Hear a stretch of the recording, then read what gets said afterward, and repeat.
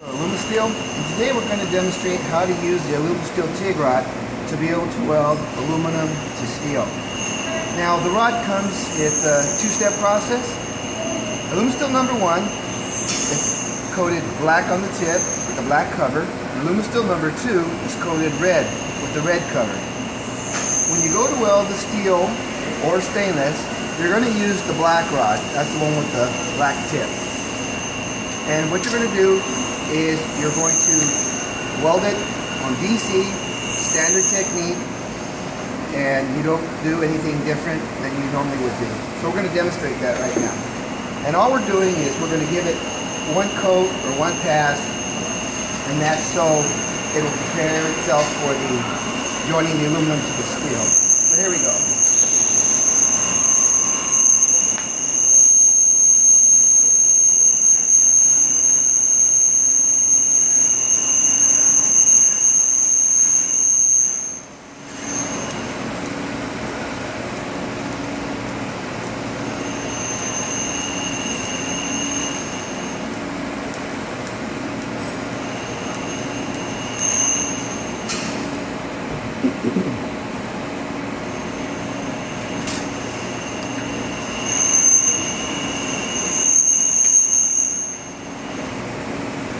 Okay, so that's all you do is you just run the standard path like you normally would.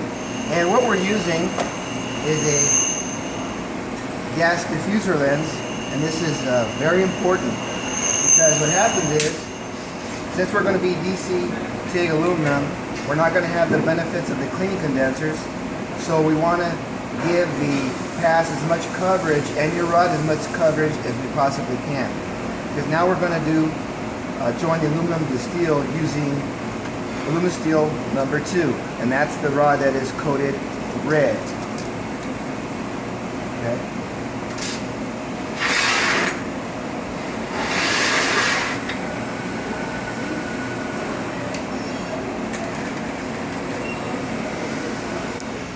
Okay, something I want to do right now is just explain how to use the aluminum steel number 2, and that's to join the aluminum to the steel. It runs a little bit different. After you've given your pass, your first pass, now you're going to use a pulsing technique.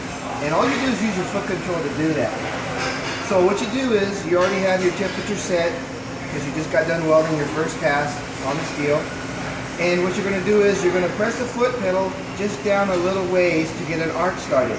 Once you get the arc started, you're going to put one drop.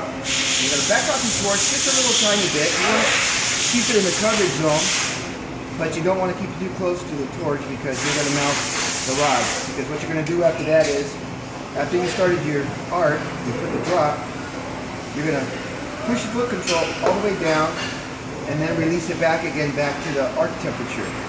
And what you're going to watch for is the droplet to flatten itself out. And that's really all there is to that technique.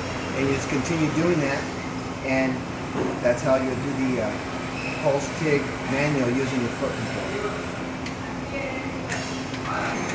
Okay, so we got our piece here ready to go, and as we mentioned on the instructions, we're going to put one drop.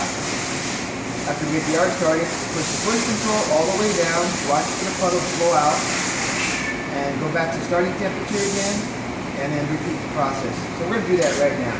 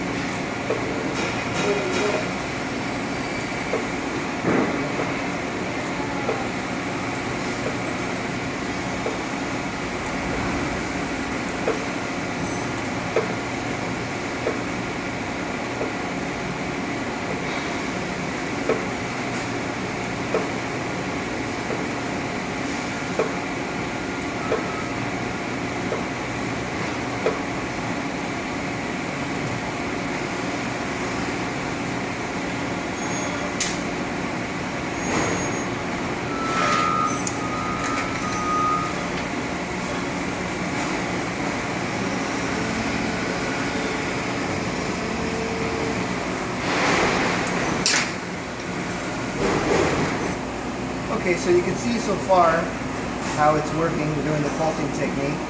And what I'm going to do now, I'm going to finish it off. I was brushing it up to check it out. And I got the temperature setting at about 140. Now, of course, you're going to have to do a sample to adjust your heat. And you're going to watch for, you don't want to overheat the aluminum. And that's one of the drawbacks with using this technique is that with AC, you can tell usually if your aluminum is getting hot. With DC TIG, you can't tell. So you're going to have to do a few test runs to watch and see when your aluminum is starting to burn out, and stop and let it cool down, and then continue after it cools down, so you can have better control. So now we're going to finish our task using the pulse manual technique.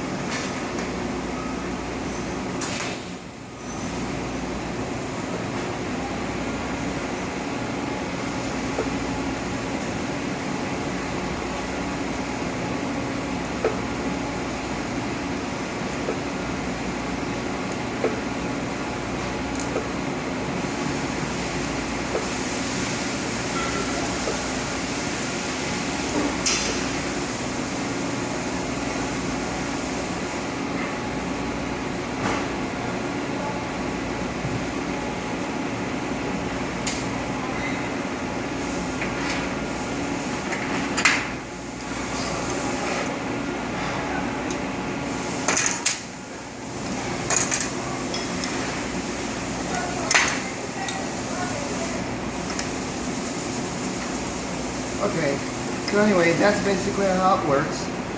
Using aluminum steel number 1 to coat your steel or stainless, and aluminum steel number 2 for joining the aluminum to the steel. Well, that's it for today, and thanks for watching.